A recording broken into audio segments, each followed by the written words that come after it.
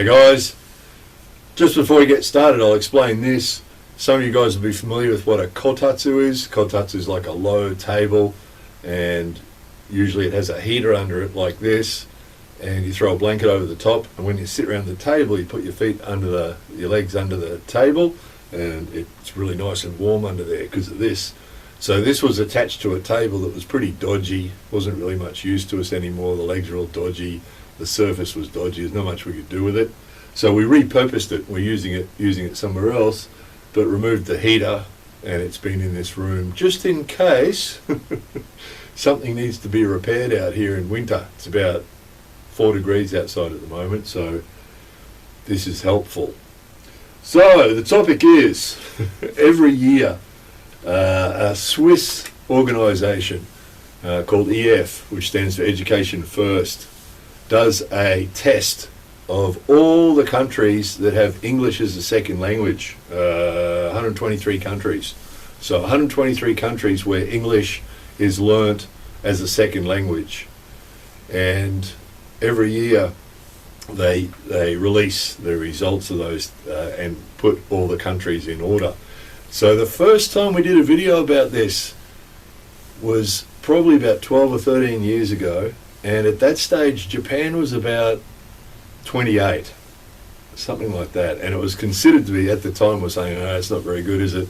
And then the next time we made a video about it, they were like 36, and then the next time we made a video, they were 50 something, and then last something else, 70. Then I think last year we might have made a video about this, and they were 92, and then they've just released the figures for 2025, and they've dropped to 96. So they've actually tied at 96. They've tied Afghanistan, right? So I'll put all the countries up on the screen now, so you can see for yourself. And there's a pretty good chance, no matter what country you come from, there's a pretty good chance your country has beaten Japan, because there's very few countries that haven't. Actually, what's really sad is look at the countries that beat them, and the ones that are behind them. So just before I go on, I want to make something clear, because every time we talk about this, you always get a couple of characters who don't pay much attention or something, and they say, you shouldn't complain, the language in Japan is Japanese, you shouldn't complain that they can't speak English. We've never complained on any video about the English level in Japan. The other thing that they say is that, you shouldn't expect them to learn English. We don't expect them to learn English. The reason that it's a topic at all in Japan is that the Japanese government have repeatedly said that they want Japan's level to English level to improve. And every time this study is released, it's sort of, or not every time, but occasionally when this study is released, it comes up, and you'll get different government characters talking about it. But that's all they do. They talk about it, say, yes, we need to improve it. They sort of recognise that it is sort of important for Japan to improve their English level for as far as business is concerned, and tourism, and all those other reasons that all those other countries have maintained a good English level, because it's useful in a modern world, right, to be able to use one of the international languages to communicate with the rest of the world. So there's a bunch of reasons why they fail. Probably one of the key ones is that the old guys, and it is predominantly old guys, even though we do have a female prime minister now for the first time, the country is still pretty much run by old guys, pretty much. And the majority of those old guys can't speak a second language. And what you tend to find here, and we see this with our family, friends, and family members, and extended family, and our friends and neighbours and so on, is most of the people we know can't speak English, and their thinking is that most of the adults' thinking is that they can't speak English and that English isn't important, and so they don't see why it would be important for their kids.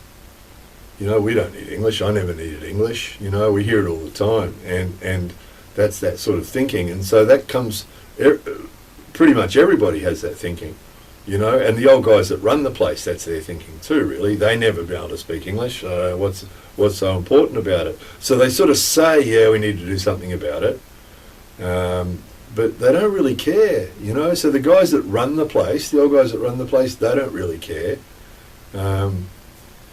They sort of say they'll do something about it, but they never do. Over the years, we've seen a couple of strange suggestions. One year they said they were going to insist that all people who teach English in Japan should have to spend a few months overseas, which, you know, those of you who are watching who speak a second language will know that's not going to make any difference. Another one was they said that they'd make an English test compulsory for people going into university. And that's a typical Japanese response to a problem, is more testing. So rather than improve the level, we'll do more testing. And they think that by doing more testing, that's going to improve the level, which of course it hasn't. And all it does is just shows how low the level is, you know. And it's the other thing is it's how it's taught, how it's perceived in school. I mean, we see from our own kids bringing home their homework and so on. And, you know, I've actually watched a couple of English lessons at school when we've gone there to watch lessons and things, open days for the parents, you know, and the way they treat it at the school, it's just, they treat it like, it's not treated like a serious subject, it's not treated like Japanese or math or any of those things. It's sort of treated like an art subject, and then the attitude is sort of, let's memorize it. That's their thinking about English. It's all about the reading and the writing and memorizing it. And they actually give high school kids books that have pages of English words with the Japanese meaning next to it, and sometimes a katakana pronunciation, which is just useless, right? Stop, yameru, sutopu, right? Because when you write most English words or most words that aren't Japanese in katakana, usually you end up with a totally different word. So stop, yameru, sutopu. Stop at the traffic light, right? And they'll just have pages of them, which is basically a dictionary. So what they're actually doing is handing the kids a dictionary and saying, memorize this, right? So when these guys, these Swiss guys at EF, give them these tests, they give them a reading test and a writing test and a speaking test and a listening test, and they just fail abysmally, you know. And every year they fail abysmally, and it continues to fall. So it's just, they just don't think it's important. You know, the parents don't think it's important. The kids here, we know kids that go to basketball club 10, 12, 14 hours a week. And, you know, every day. We know one girl that goes to basketball club 6 days a week, and on the one day she doesn't have club, she goes and practices basketball anyway. So 12 or 14 hours a week of basketball. But, you know, the English might be an hour or two a week at school, and that's it. And that's it. And then even the kids are into it. So what you do find is there are some parents who can speak English, and they recognise the benefit in being able to speak English, and so they'll have their kids have English lessons. But usually that's 1 hour a week.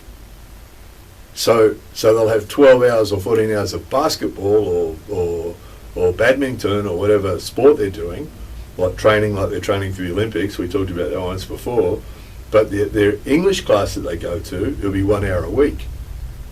And then, you know, like the schools, ECC and all these places that do these English lessons, you know, the progress is so slow, you know. And it's the same at the school. I watched a lesson at school once where the whole lesson was, can you ride a unicycle? And the teacher's pronunciation was absolutely terrible. And the teacher would say, can you ride a unicycle? And then all the kids would repeat it with the same pronunciation. Oh, how tragic's that? And that was basically the crux of the lesson. Can you do this and can you do that? And you could tell the kids were just repeating what the teacher was saying and not really understanding it. You know, it's just, that list that I showed you, if you look at that list, what they really should do, and I know I've said this before when we've talked about this before, what they obviously need to do is send the people from the Ministry of Education to those top 10 countries and look at how English is treated and taught in those countries if they want their English to improve. And they need to drastically change their system, because the way it's treated at the moment, it's just treated like this, you know. And even those kids that do that 1 hour lesson a week, quite often we'll run into people and go, oh, you know, how are you going, Yoshi? Are you still doing English lessons? And I'll say it in Japanese, because if I say that in English, they won't understand it. But, you know, you're still doing English lessons? And I stopped that, you know, because I've been busy at volleyball. You know, because everything else is more important than English. One of our family friends said once the daughter was going to go to university, and I said, oh, she's still doing English? Oh, no, she stopped that. She's going to go to university. She wants to be a nurse, and then she'll just work in the hospital, so she won't need English. And that's their thinking. And the truth is, for 99.9% of Japanese people, it's true. You know, they spend their whole lives in Japan. They just do, you know, everything's in Japanese, you know, and they sort of don't need English. And then even the ones that choose to go overseas on holidays, you know, we got another family friend, in-laws, who went to Australia. Not much of an in-law, am I? But anyway, they went to Australia, and they did a tour with a Japanese tour company, and that's what they can do if they do want to travel to another country. There's all sorts of Japanese tour companies that will take them. They'll take them on the airplane, they'll take them to the other country, they meet them, they take them to the bus, they tour them around, take them to hotels, look after them, and they don't need English. You know? So, I mean, obviously, those, you know, the guys that are watching this video, that English is your second language, you know the benefits. You know, now and again we'll get something that my wife and I are talking about something and we want to know some information on something. She'll search it in Japanese and get a certain amount of results. And it's generally fairly limited, and it all comes through a filter from someone else in Japan, and, you know, some study from wherever, and you get a limited amount of information. Then I'll search the same topic in English and just get loads of information. You know, because Japan's just this small, you know, 0.7% of the world's population, whatever it is, and that's the only information you can get. If you can only speak Japanese, that's all you got. And the rest of the 99.3% of the world, you know, if you can't speak English, any information that those guys get is filtered through a Japanese bilingual person, right? So that if there's a study from some American university, or, you know, Oxford University in the UK, or there's some study, then for these guys to read it, if they can't read English, it's been translated for them, or it's been interpreted by someone else and put into English. But it's just so limited. It's just so limited. I've experienced doctors here. I experienced an old doctor once years ago who couldn't speak English, and he had some funny old ideas. To be honest with you, one of them was about contraception. Now we're really getting off the topic, but he still believed that the oral contraception had all these risks, and his information was from 60 years ago, right? When oral contraception had higher risks, and now it's much safer. But he didn't seem to have any idea. And then we dealt with another doctor who could speak English. Obviously, his information was more up to date. His attitude was more up to date. He knew what was going on. You know, so obviously there's benefits to all sorts of people here, and their English being better. But, you know, it's just there's nothing changing in the system or the way they see it. They're not motivated. They're not motivated to improve it. You know, that talk now and again, you know, you'll hear these politicians talking, yes, we need to improve the English, and we're going to do this, we're going to test them before they go to university, and we're going to... But the system hasn't changed. And as you can see, every year they've gone down. Not one year has their score on that index improved. Not one. Every year it goes down. Every year it goes down. Every year it goes down. And now and again they'll address it and go, yes, we need to do something about that. And then they don't do anything.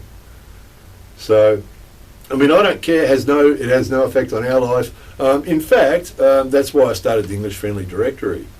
So, you know, my Japanese friend and I started the English Friendly Directory because of this. Because of this, that you know, there's so many businesses here are not English friendly, and for people coming and living here, you know, doctors, and if you want a doctor or an accountant or a lawyer or just a hotel to stay in, or rent a car or anything like that, if you want any of that in English, it's pretty hard to find usually. So that's why we started that directory. The idea was that the small percentage of English friendly businesses and English friendly professional people Dentists and doctors and things like that. An English-friendly dentist or doctor can be life-changing for people, and that's why we started that directory, because it's in the minority. It's in the minority, so it's not going to change. I suspect that 12 months from now, anyone want to guess? So 96th at the moment, tied with Afghanistan. So isn't that amazing? You could go to Afghanistan and the quality of the English you'd experience there would be about the same as what it is in Japan. So anybody want to guess what it's going to be next year? It's not going to improve. They're not changing anything. The way it's taught, the way they perceive it, the way they see it, it's not going to change anything.